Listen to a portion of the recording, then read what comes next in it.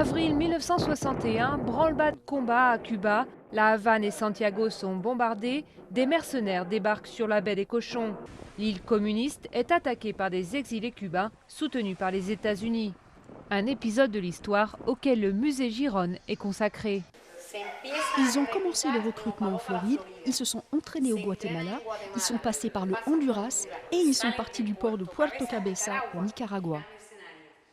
À l'époque, le nouveau régime de Fidel Castro a nationalisé les terres de propriétaires américains et les États-Unis considèrent les liens entre Cuba et l'URSS comme une menace.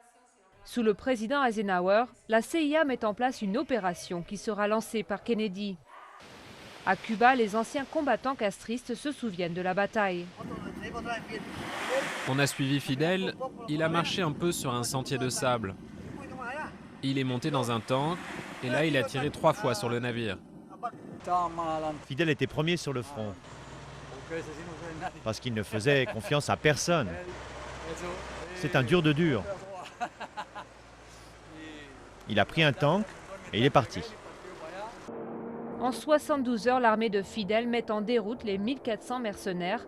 1189 hommes sont faits prisonniers par Cuba et seront échangés un an plus tard contre 53 millions de dollars de médicaments et de vivres.